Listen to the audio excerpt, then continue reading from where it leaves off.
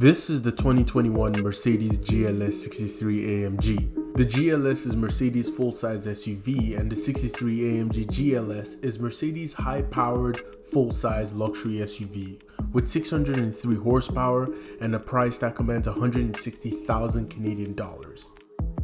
The AMG offers an exemplary driving experience with all-wheel drive as well as a 9-speed automatic transmission. The 4-liter V8 engine propels this 2,700 kilogram car from 0 to 60 in a mere 3.6 seconds. The styling is definitely a big plus for the GLS63 AMG.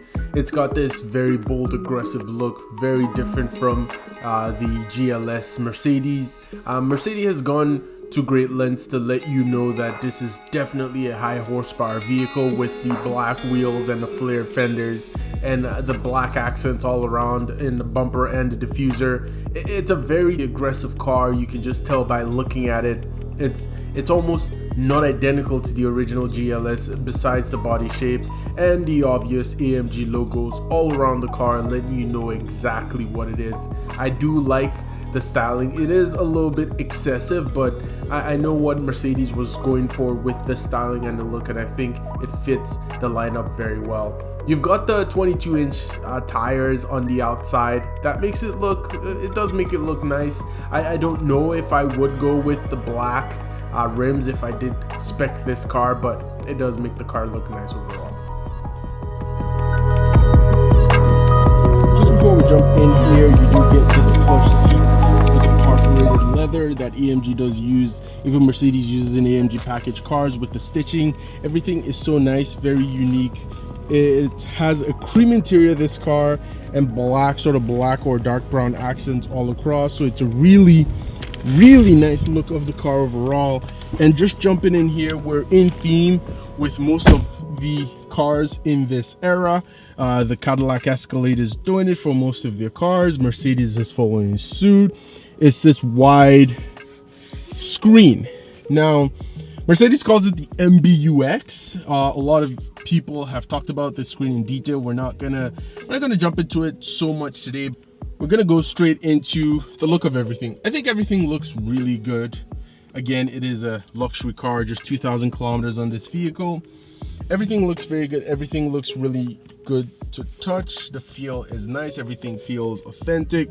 You've got your nice gauge here with that. You've got your nice steering wheel here and the gauge that shows that aggressive AMG look in front of it before you turn it on.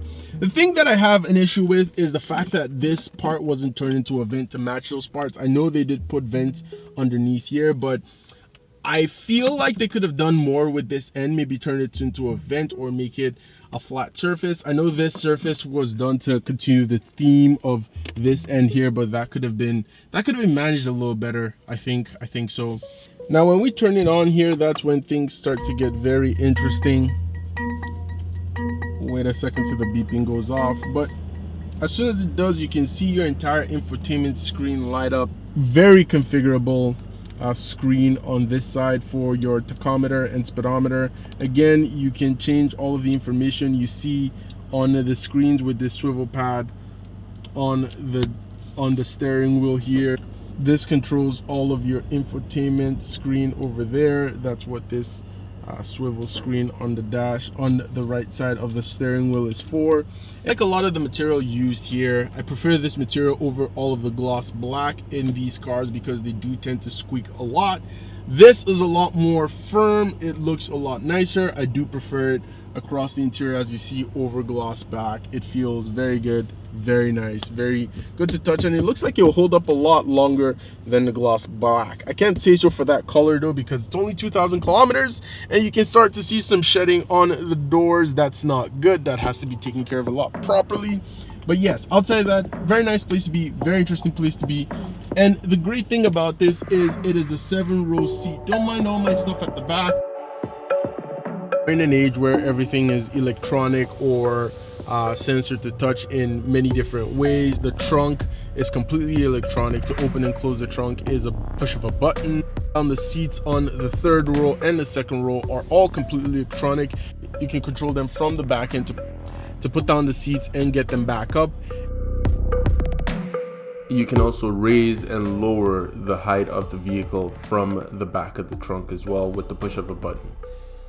This allows the GLS raise up to 55 millimeters for ground clearance and lower up to 10 millimeters during driving for better aerodynamics and speed. Now you also do have a nice panoramic sunroof in the car. I open it as I say that now. It goes all the way to halfway through the end of the car, so it doesn't go all the way to the third row. It's bright enough to allow people in the third row share some of the light as well. So that's just where it ends right there, and that's the third row that it doesn't get to.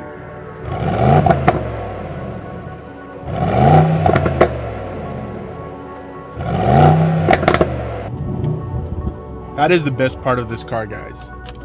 That sound is my absolute favorite part of the car. It makes it come alive. And I enjoy driving it, I won't lie. So with that, let's take it for a spin. Now, just before we do that, I wanted to show you guys just below here, you can turn on and off the exhaust, and you can change the settings of the suspension individually, as you can see on that end.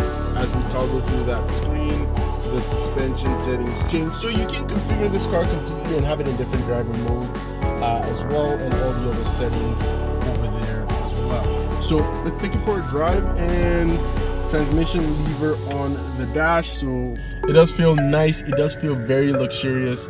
Even the screens in front of me they can be very overwhelming, very distracting, I must confess. Everything is clear, everything is doing a good job to tell me what's happening. I'm turning right now, and the screen is letting me know, I don't know if you guys can see that, where I'm turning, what's beside me, checking entire surrounding. So it's constantly doing a great job to let me know what's happening around me and all of that. Being an AMG is not gonna have the softest suspension, but I don't find any grief with this one. It's actually pretty good. Driving through this Toronto bad roads here, it is very conducive to just drive around in this car. You do get some road noise, which is standard.